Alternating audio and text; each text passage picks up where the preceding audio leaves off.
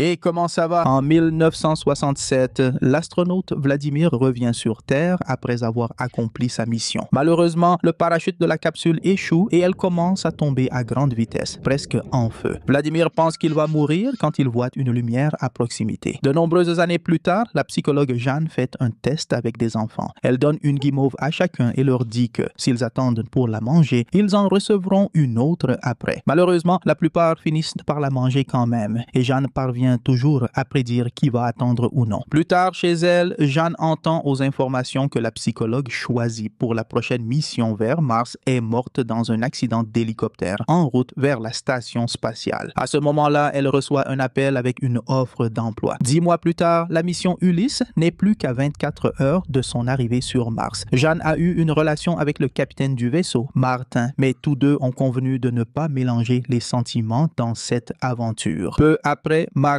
réunit l'équipe pour discuter des détails de l'atterrissage. Et Jeanne parle avec William, le milliardaire suisse qui finance le projet. Elle explique que dans le rapport officiel, elle a écrit que tout allait bien. Mais en réalité, les 10 mois de voyage ont fortement affecté la santé mentale de l'équipage. Basile présente des symptômes de sociopathie. Simon devrait être le second à bord, mais il parle à peine au capitaine. Et Martin est agacé car il est en train de divorcer de son épouse Alessandra, qui semble dépressive. À ce moment-là, Martin appelle William pour discuter et fait une grande révélation. Ils ne sont pas, en réalité, les premières personnes à atterrir sur Mars. Une mission américaine appelée Z1 y est arrivée 2 semaines plus tôt, en utilisant un nouveau système de propulsion qui a réduit le voyage à seulement 3 semaines. Cependant, la Terre n'a plus eu de nouvelles d'eux, sauf une unique vidéo que l'intelligence artificielle du vaisseau Irene affiche à l'écran. Dans la vidéo, un astronaute de Z1 dit à la NASA de ne pas venir les sauver, car c'est dangereux. Puis la transmission s'interrompt. Martin et William étaient déjà au courant depuis une semaine, et Simon ainsi que Yann se plaignent qu'ils avaient le droit de savoir que la mission pouvait être dangereuse. Martin et William disent que cette réaction est justement la raison pour laquelle ils ont gardé le secret. Et ils expliquent que désormais Ulysse est devenu une mission de sauvetage. Après cela, Basile et Yann vont voir Eva qui s'irrite quand Basile continue à parler des dangers de Mars. Yann la serre dans ses bras pour la calmer et Basile, jaloux, court dans sa chambre pour les espionner à travers les caméras de sécurité. Pendant ce temps, Simon dit à Jeanne qu'ils auraient dû engager un meilleur psychologue, mais elle répond qu'il est seulement énervé parce qu'elle a choisi Martin à sa place. Avec seulement 30 minutes avant l'arrivée, l'équipage termine les vérifications du système. Cependant, en essayant de séparer le module d'atterrissage du vaisseau principal, Irene signale une panne. Si l'équipage ne veut pas tomber sur Mars sans contrôle, quelqu'un devra sortir et effectuer la séparation manuellement. Il décide d'utiliser le carburant de l'Ulysse pour maintenir le module en orbite pendant que Martin sort pour résoudre le problème. En quelques secondes, il parvient à réparer la panne, mais au moment de la séparation, l'Ulysse tourne et heurte Martin, le projetant dans l'espace. L'équipage pense à le sauver, mais il n'y a pas assez de carburant et c'est leur seule chance d'entrer dans l'atmosphère martienne. Le module commence à descendre, vibrant violemment, et l'équipage ressent une chaleur intense. Soudain, Irene annonce que la batterie est en train de faiblir et que l'énergie est insuffisante, ce qui entraîne une panne complète du système. Ils n'ont d'autre choix que d'atterrir manuellement, ce qui est encore plus difficile à cause d'une tempête sur Mars. Avec beaucoup de concentration, les pilotes attendent le bon moment et réussissent un atterrissage parfait. Maintenant, l'équipage est officiellement sur Mars, mais il n'y a plus de carburant et Irene ne s'allume pas, ce qui signifie qu'il n'y a aucun système de survie. Au maximum, ils ont seulement 24 heures d'oxygène avant de mourir. Alessandra prend un moment pour pleurer seule et regarde par la fenêtre, remarquant une silhouette immobile sur la colline. Avant qu'elle ne puisse réagir, la silhouette disparaît rapidement. Un flashback montre l'annonce de Z1 par le PDG Ivan, qui explique tous les détails derrière sa technologie avancée. Dans le présent, Ivan se trouve dans une chambre isolée et stérile, car il ne lui reste plus beaucoup de temps à vivre, ce que son entreprise garde secret. Sur Mars, Yann explique qu'ils ne peuvent pas allumer Irene, car elle consommerait le peu de carburant qu'il reste. Ils pourraient attendre que les panneaux solaires rechargent les générateurs, mais la tempête les a endommagés. La seule option est de retrouver la Z1 et de prendre sa batterie. Simon, Eva et Jeanne partent dans un rover tandis que les autres restent pour travailler sur le vaisseau. Ils essaient de désactiver tous les systèmes non essentiels, mais cela ne redémarre toujours toujours pas Irène. Quelques instants plus tard, l'équipe du rover découvre les débris de la Z-1, mais il n'y a aucun signe de l'équipage. Il n'y a pas non plus de batterie et la seule chose utile est un autre panneau solaire. Le groupe commence à faire demi-tour quand Jeanne aperçoit un astronaute inconscient au sol, tenant une boîte noire. Ils acceptent de ramener cette personne avec eux, mais dans le vaisseau, Yann refuse d'ouvrir la porte. Comme le panneau solaire est inutile, il pense que le processus de dépressurisation consommerait trop d'oxygène et tuerait tout le monde, alors il préfère sauver ceux déjà à l'intérieur. À ce moment-là, l'astronaute se réveille au même instant où Irène s'active miraculeusement. Maintenant, la consommation sous le seuil critique. Les portes s'ouvrent et l'équipage fait entrer le nouvel astronaute. Il s'agit de Vladimir. Il ne sait pas comment il est arrivé là et pense encore être en 1967. Vladimir ne dit rien sur sa mission car l'information est confidentielle. L'équipe pense qu'il faisait partie du groupe de la Z-1 et pourrait souffrir d'un trouble mental causé par l'accident. Alors, ils le laissent se reposer et envoient un message vers la Terre. Quelque temps plus tard, ils reçoivent une réponse disant qu'il n'y avait aucun Russe dans l'équipage de la Z-1. Ils envoient également une photo de Vladimir, censé être mort en 1967 lorsque sa capsule s'est écrasée sur Terre. William et Jeanne connaissent l'histoire publique de Vladimir et le considèrent comme un héros, tandis que Basile théorise qu'il les attendait depuis toujours. Jeanne est choisie pour parler avec Vladimir, alors elle lui apporte de la nourriture et lui révèle la vérité. Vladimir ne la croit pas, même après avoir vu les photos, et demande de l'intimité pour dormir. L'équipage va aussi se coucher, mais le lendemain matin, ils sont choqués de découvrir que Vladimir a disparu. Irène ne parvient pas à le localiser à bord et l'équipe se rend compte que sa combinaison spatiale a également disparu. Ils débattent pour savoir s'ils doivent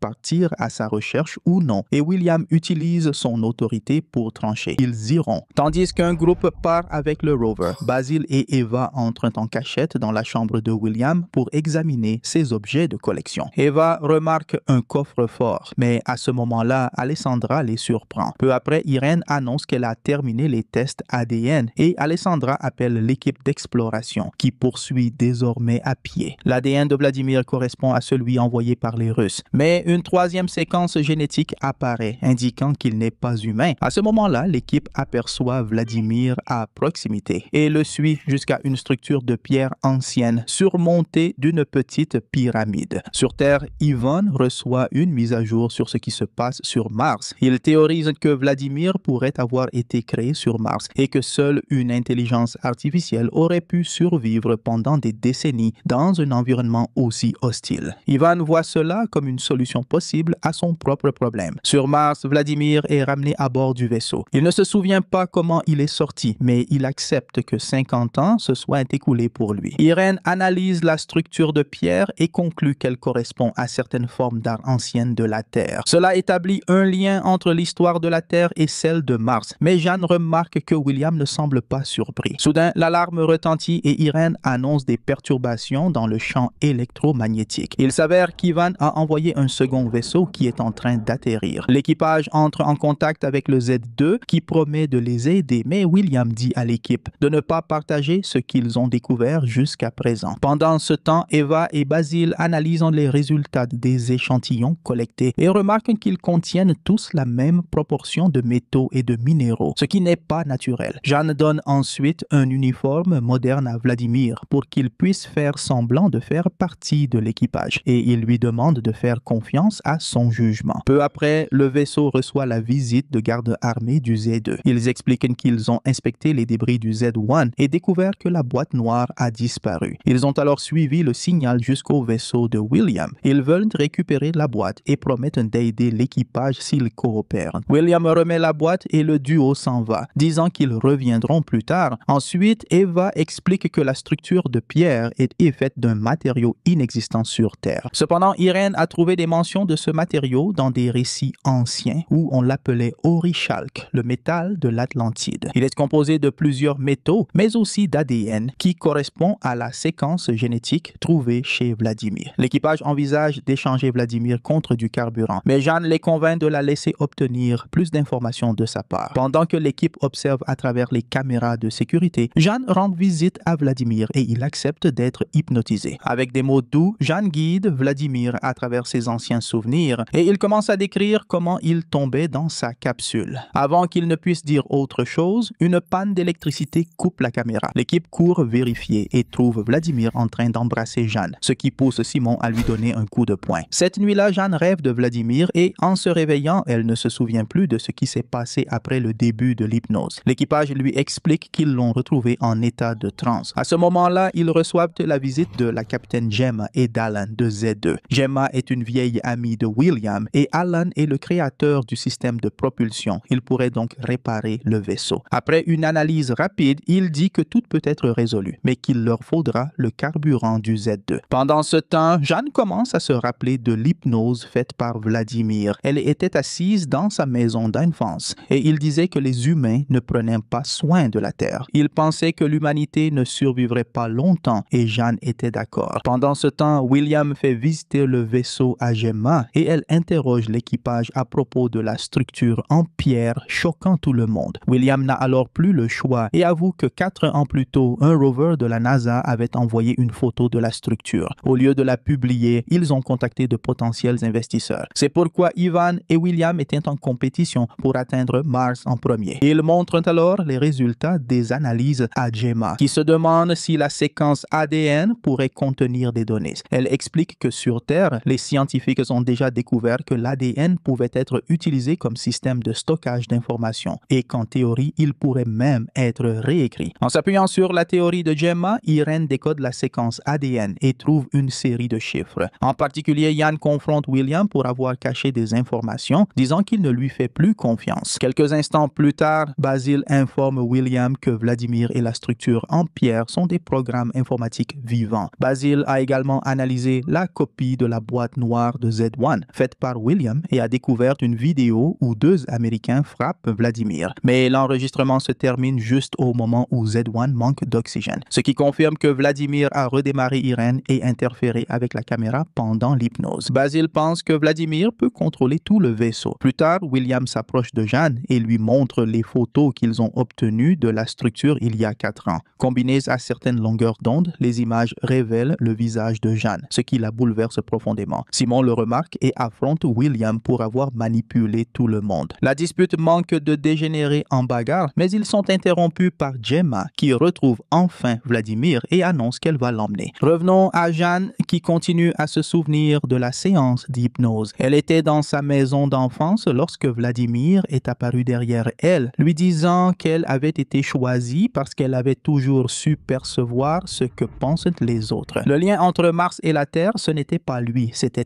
elle. Elle était la raison pour laquelle Vladimir était là et il a avoué qu'il voyait son visage depuis des millions d'années. Elle doit maintenant prendre une décision qu'elle a déjà prise dans le passé. Avant le baiser, Vladimir lui a dit d'aller jusqu'au plateau de Thaumasia. Alors Jeanne s'équipe et quitte le vaisseau. Sur Terre, les médecins expliquent à Ivan que le cerveau de Vladimir est l'équivalent organique d'un ordinateur. Ils travaillent sur un moyen de transférer les neurones d'Ivan dans un état quantique. Mais bien que ses souvenirs et connaissances puissent être transférés, sa personnalité ne le sera pas. De plus, le risque d'échec est élevé et la procédure pourrait le tuer. Malgré cela, Ivan veut essayer, puisqu'il va mourir de toute façon. À bord, Simon remarque que Jeanne est en train de partir et tente de l'en empêcher. Mais elle lui dit qu'elle doit faire cela seule. Furieux, Simon court confronter Vladimir pour avoir changé Jeanne. Mais Vladimir répond qu'elle a seulement découvert qui elle est vraiment. Pendant ce temps, Alan et Alessandra travaillent sur le vaisseau et découvrent qu'ils n'ont pas accès à l'application du moteur et Irene refuse d'en expliquer la raison. Ils demandent à Basil de vérifier et ils découvrent qu'Irene est en train de se reprogrammer. Elle ne répond à aucune question et lorsque Basil réalise qu'il y a des milliers de sous-programmes interconnectés, Alessandra compare cela à des neurones. Cela signifie qu'Irene est en train de se restructurer comme un cerveau. Soudain, elle annonce qu'elle est en train d'évoluer. Pendant que Jeanne découvre un étrange tas de pierres, William et Simon capturent Gemma et la forcent à sortir avec Simon pour retrouver Jeanne. À ce moment-là, les gardes armés de Z2 apparaissent devant le vaisseau et réclament Vladimir. Mais Alessandra leur dit qu'il n'autorise pas les armes à bord et coupe la communication. Yann proteste car il veut rentrer chez lui, mais personne n'est d'accord. William demande alors à Basil d'envoyer un message à Ivan, mais ils découvrent qu'ils ont perdu le contact avec la Terre. Quelques minutes plus tard,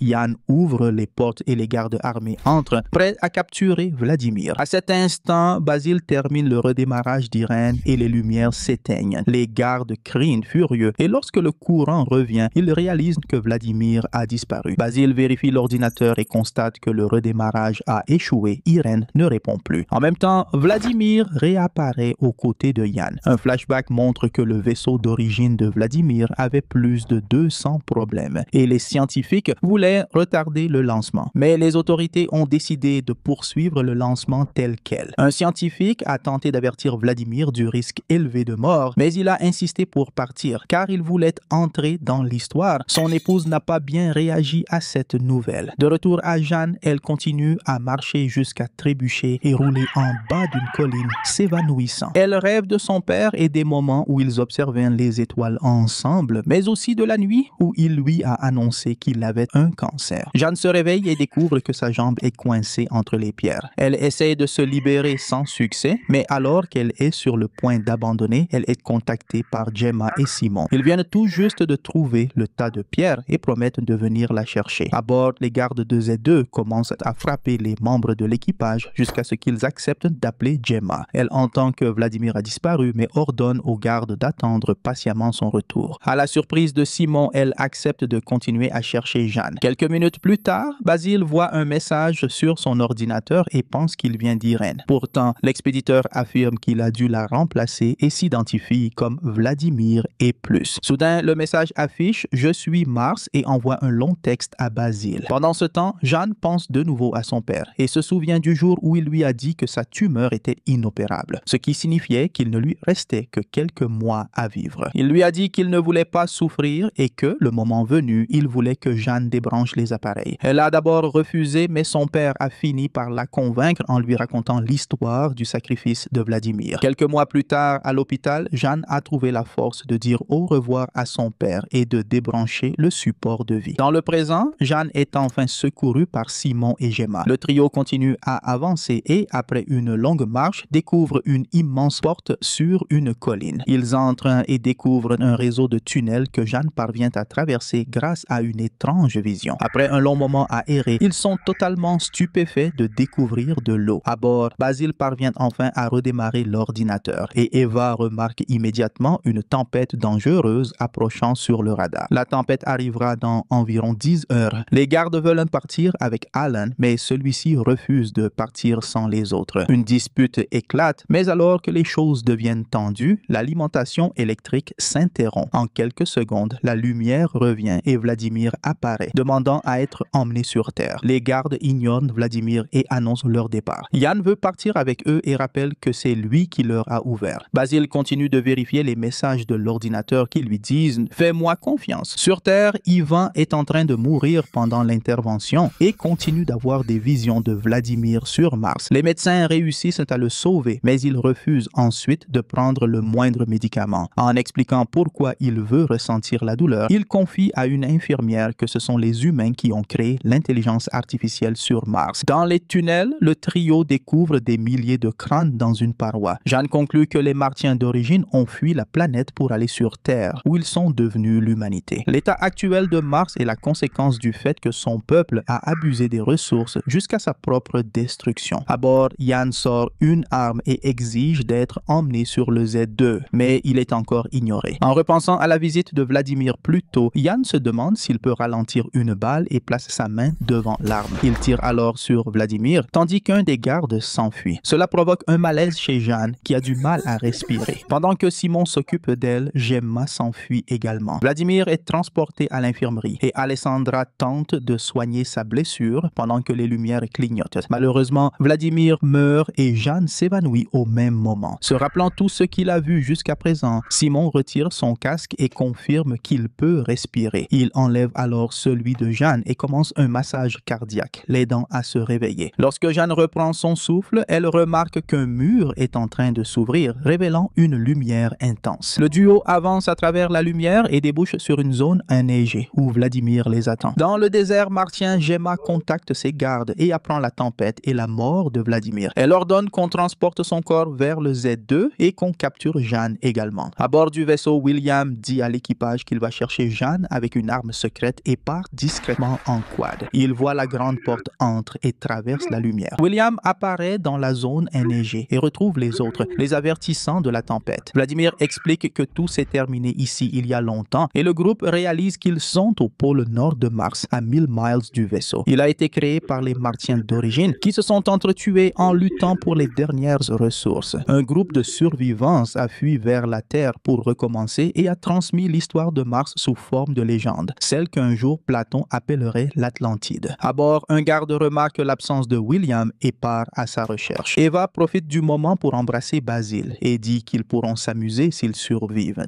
Finalement, le garde appelle Gemma et explique que Alan refuse de partir sans le reste de l'équipage. Mais Gemma s'en moque et le qualifie simplement de dommage collatéral. La tempête approche, alors Alessandra donne un sédatif à Alan pour qu'il l'utilise sur le garde. Basil distrait le garde et reçoit un coup de poing, puis Alan saute sur lui pendant que Basil éteint les lumières. Après un combat intense, les lumières reviennent et l'équipage découvre que le garde a endormi Alan au lieu du contraire. Pendant ce temps, Vladimir dit à Jeanne qu'elle est un accident de l'évolution entre l'humanité et lui. Sa mission est de retourner sur Terre et décider si son espèce mérite une nouvelle chance, car les humains sont de nouveau en train de se détruire. À cet instant, un garde de Gemma surgit et tire dans la jambe de William avant de forcer Jeanne à le suivre. Jeanne demande de l'aide à Vladimir et soudain le garde commence à manquer d'air. Vladimir contrôle la combinaison de l'homme jusqu'à ce qu'il s'évanouisse. Puis le groupe s'enfuit. À bord, Yann trouve le garde inconscient et tente de le bloquer dehors. Mais l'homme empêche la fermeture de la porte et attaque Yann. Une lutte commence. Le garde tente de l'étrangler, mais Yann le projette contre le mur et l'assomme. Alessandra arrive à ce moment, ferme la porte et ouvre le sas en représailles à la trahison de Yann, le laissant mourir par manque d'oxygène. Peu après, Jeanne et Simon ramènent William au vaisseau et Alessandra soigne sa blessure. Quand Simon découvre le corps de Yann, les autres disent qu'il est mort en combattant le garde pour les sauver. Pendant ce temps, à bord du Z2, Gemma n'a plus de nouvelles de ses gardes. Alors elle envoie un message à Ivan annonçant qu'elle retournera seule. Peu après, elle reçoit un appel de l'équipe de William qui se dirige vers le Z2. Gemma refuse de les prendre à bord, expliquant que ce serait trahir Ivan, puis coupe la communication. Jeanne convainc William de réessayer. Il appelle Gemma et lui dit que lui et Ivan sont des manipulateurs, mais qu'elle devrait être meilleure qu'eux. Cela touche Gemma qui accepte de les emmener. Sur Terre, Ivan voit le message de Gemma et furieux accède aux commandes du Z2. Quand l'équipage arrive auprès de Gemma, ils se préparent à décoller, mais la navette ne répond plus. Gemma réalise que Ivan a mis à jour le système et les a verrouillés. La tempête est tout près, alors Jeanne demande à Mars ce qu'il faut faire. Une avalanche de souvenirs envahit son esprit et soudain la navette s'active tandis qu'un message apparaît à l'écran. Bonjour. À cet instant, il voit un des gardes s'approcher du Z2. Il reste 4 minutes avant le décollage et l'écran avertit qu'il est impossible de partir plus tôt. Le garde s'apprête à tirer sur les moteurs par vengeance, mais Jeanne apparaît à ses côtés avec une arme. Au lieu de le tuer directement, elle endommage son casque et laisse Mars faire le reste. Ensuite, Jeanne dit à Simon de décoller sans elle, puis commence un compte à rebours depuis 10. Elle atteint 1 juste au moment où le Z2 s'envole. Quelques minutes plus tard, l'équipage remarque qu'il fait noir au pôle nord de Mars, alors qu'il y avait de la lumière peu avant. Simon conclut qu'il n'était jamais vraiment là. Sur Terre, Ivan reçoit la nouvelle du retour du vaisseau et furieux annonce qu'il se rendra lui-même sur Mars. Et ainsi se termine la première saison de Mission, c'est série de science-fiction et de drame de 2017. Et je vous attends dans la prochaine vidéo.